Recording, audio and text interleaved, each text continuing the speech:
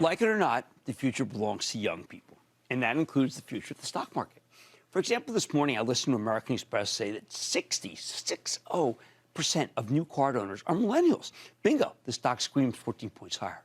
Or take American Eagle. It's a stock we bought way too early for the charitable trust, has now come down to the point where it yields more than 3%. But American Eagle owns a huge chunk of the Gen Z market, which is why Matt Boss, J.P. Morgan, the best retail analyst on Wall Street, could see it rallying 50% if you value it the way Kohl's is being valued on a takeover. We featured it on our morning meeting at 10:20 for Investing Club members only, and the darn thing roared into bull mode. But you know what's really a shame, though? I've always told you to buy what you know. That doesn't necessarily mean that you should just buy something like American Eagle because you like their jeans. What I want you to do is say, hey, I like American Eagle's jeans. Now let me delve into the stock. Is it cheap? How was the quarter? How's that dividend? Do they have a problem with infrastructure? That's the right way to buy when you know, and that's what I try to teach in the CNBC Investing Club. Unfortunately, we've got tons of young investors who insist on buying what they don't know.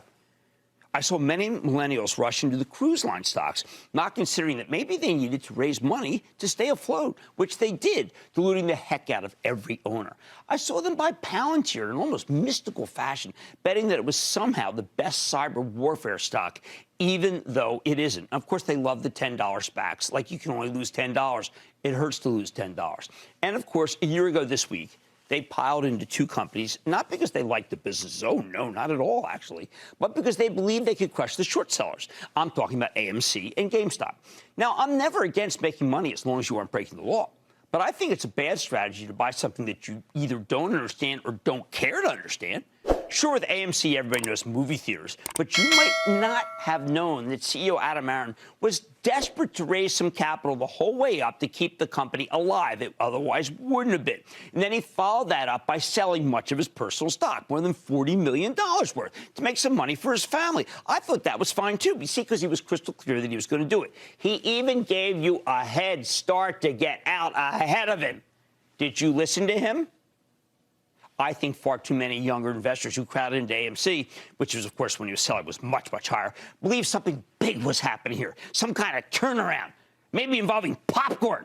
Nothing could be further from the truth. The numbers for the box office this year are horrendous, down 55% from pre-pandemic. I mean, they're horrible. You had to get out while the getting was good. And he told you when that was by his stock sales. Why the emoji-headed monkbonks didn't listen to him, I have no idea.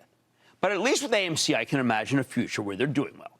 GameStop, on the other hand, was always much harder to justify as an investment. It's a video game retailer in a world where people just download their games over the web. The whole bull thesis here was always tenuous, to put it lightly. The idea that an executive from Chewy, the digital pet food company, could come over to GameStop's board of directors and change everything. Well, that was never a good reason to own the stock. Sure, maybe they really are going into crypto and NFTs, but that feels more like a way to capitalize on a popular buzzword. If they've finished my whole plan, I think they actually could do well. But maybe what they really should do, and I've been thinking about this because I am a rigorous thinker, maybe they should have gone into dog toys that you can buy with Dogecoin. More important, do younger people even, go to a GameStop? I mean, really? I mean, if you've actually gone to the stores and seen how antiquated they are, well, you've already had a rude awakening. I mean, it's like Guitar Hero.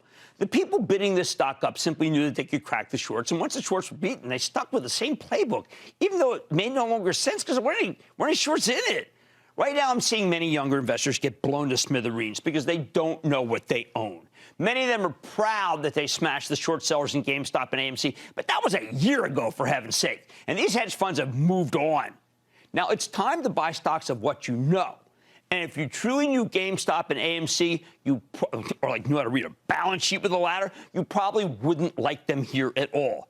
Unless making money doesn't matter anymore, in which case you really are better off just watching football and betting on the game with one of a dozen apps every bit as good as Robinhood, if not better. We're all Caesars.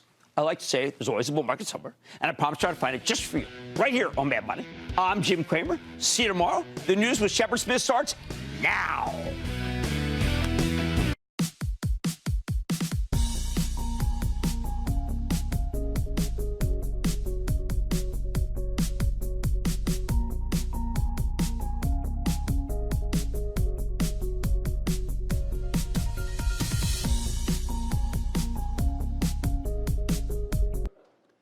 Shepard Smith here. Thanks for watching CNBC on YouTube.